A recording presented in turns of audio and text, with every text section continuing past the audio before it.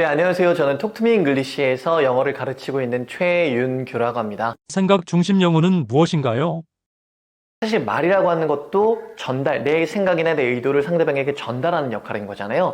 그 전달하는 부분을 어렵게가 아니라 좀 더 쉽게 말씀하시기에 좀 더 편하게 그 부분을 좀 집중해서 수업을 진행하고 있긴 합니다.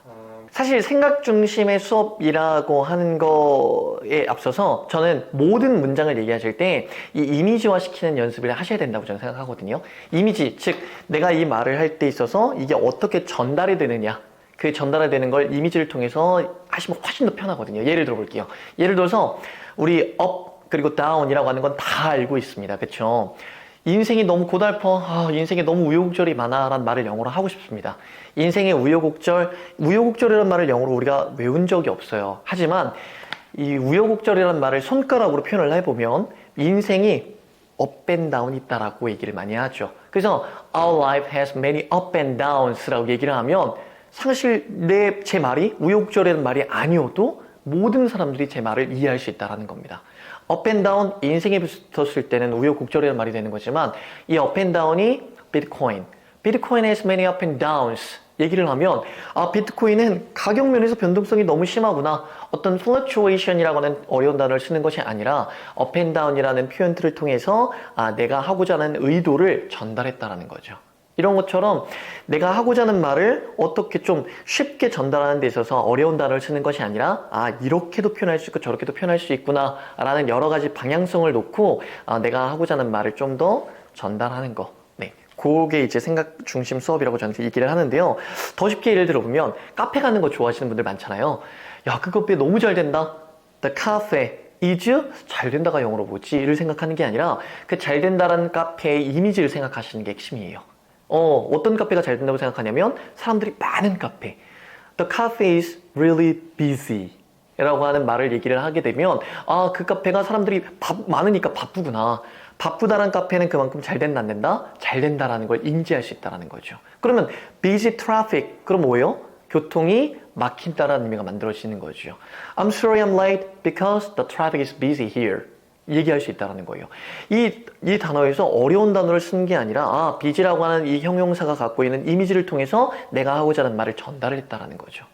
정말로 다양합니다.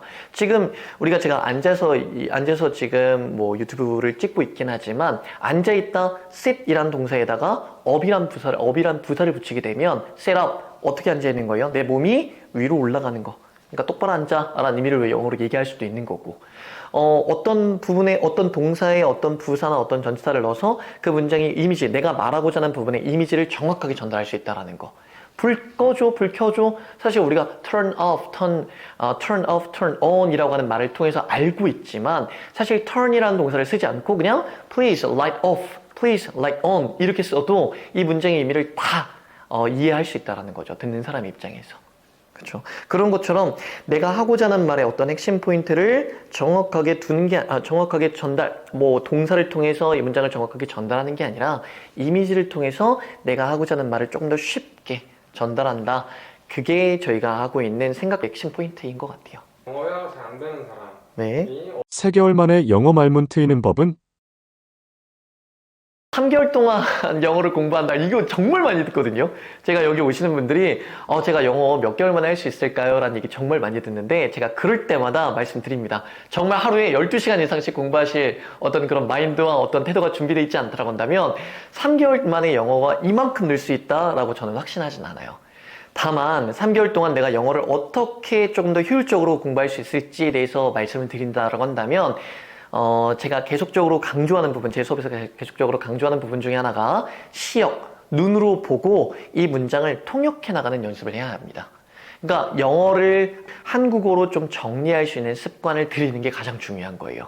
내가 하고자 하는 말의 핵심 포인트, 시역을 통해서 3개월 동안 내 생각을 정리할 수 있는 힘이 만들어지면 내가 영어를 조금 더 효율적으로 또 좀 더 쉽게 전달할 수 있는 것에 초점을 둘 수 있다. 라고 생각이 듭니다. 시역이라고 하는 건 한국말을 정확하게 내가 하고자 하는 한국말을 한번 적어보시는 거예요. 그리고 내가 적는 게 좀 어렵다 그러면 그냥 책을 읽으셔도 괜찮습니다. 그 책 속에서 어떤 문장 하나를 집어넣고 그 문장 속에서 이 문장의 주어가 뭐고 동사가 뭐지? 라는 연습을 자꾸 한번 찾아보는 연습을 하시는 겁니다.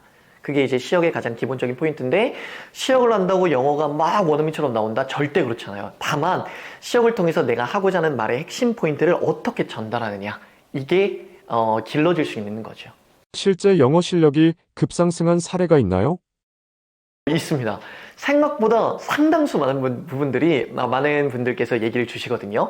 영어 수업을 듣고 나서, 정말로 효과적인 수업이었다라고 말씀을 하시는 이유 중에 하나는, 제가 느낄 수 있었던 이유 중에 하나는, 많은 한국 분들이 어려워하시는 부분 중에 하나가 의문문이에요. 그죠? 의문문을 만드는 거 되게 어렵다라고 생각하시는데 사실 언어를 이해하는 메커니즘 속에서 잘 살펴보게 되면 이 의문문을 만드는 것도 그렇게 어려운 일은 아니라는 거죠. 예를 들어 볼게요. 예를 들어서 야, 너 굿 어디서 샀어? 라는 말을 영어로 하고 싶어요. 우리는 학교 다닐 때 의문사를 앞에다 붙이고 동사를 쓰고 동사에 대한 시제를 생각하고 주어를 쓰고 목적어를 쓰고 그래서 원래 이렇게 표현하는 겁니다. Where did you buy the clothes? 이렇게 써야 되는 건데요. Where did you buy the clothes? 이게 실질적으로 말이 나오는 게 쉽지 않다라는 겁니다. 이 쉽지 않은 문장들을 어떻게 그럼 좀 더 쉽게 표현할 수 있느냐? 더 쉽게 예를 들 거예요. 이 문장 바로 이해하실 겁니다. You are going where? 어때요? 이 문장 다 이해할 수 있어요. 말이 어색하긴 하죠. 근데 이 문장을 제가 이렇게 얘기한다고 해도 어떤 원어민도 나 지금 어디 가고 있어 라는 말로 대답을 할 거라는 거죠. 이해를 했다라는 겁니다. 자, 예를 들어서 Where is my phone? 이라고 하는 단어, 이 문장은 너무 많이 쓰고 너무 많이 들어봤기 때문에 인지가 됩니다. 너무 쉽게 나올 수 있어요. 근데 My phone is where? 라고 제가 얘기를 해도 모든 사람들은 제 말을 다 이해할 수 있다는 거예요. 이게 핵심입니다. My phone is where? Where is my phone? 실질적으로 언어를 이해하는 메커니즘 속에서 우리가 기반을 두고 생각을 한번 해보면 Where is my phone? 라든지 아니면 My phone is where? 라든지 사실 같은 문맥으로 받아들일 수 있다는 거예요. 그러면 너 그옷 어디서 샀어? 라는 말도 사실 핵심은 뭐냐? 너가 샀다라는 게 핵심이라는 거예요. 그래서 이렇게 쓰셔도 괜찮습니다. You bought the clothes where? 이렇게 쓰시게 되면 너 그옷 어디서 샀어? 라는 말을 쉽게 만들 수 있다는 거죠. 물론 where라고 하는 의문사를 앞에다 갖다 붙여주면 더 좋을 것 같긴 합니다. Where you bought the clothes? 써도 문장의 이해가 가능한 거예요.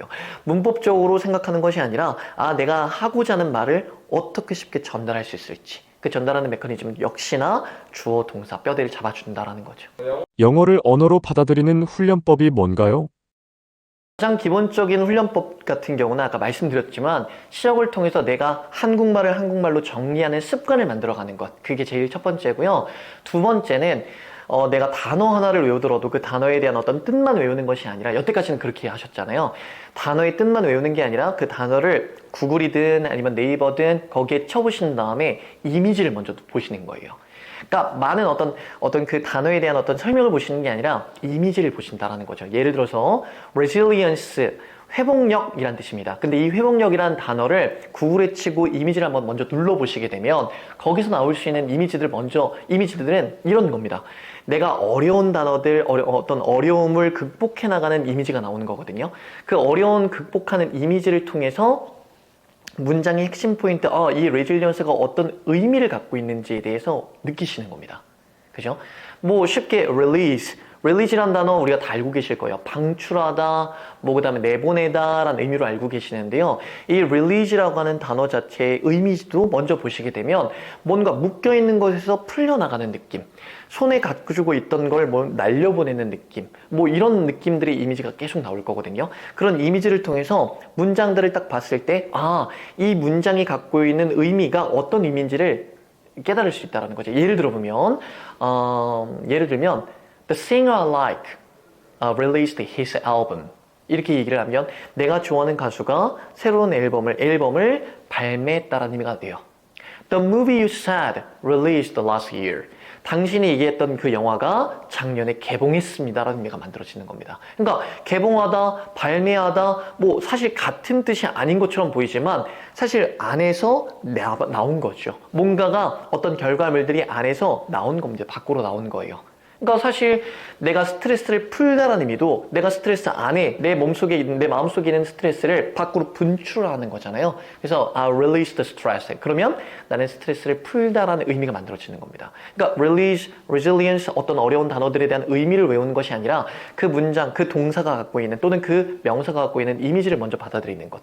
이런 것들이 중요하다는 겁니다. 영어를 실전에서 배우는 팁이 있을까요? 일단 제가 계속 강조드리지만 한국어에 대한 이해도가 먼저 기본이 돼야 됩니다.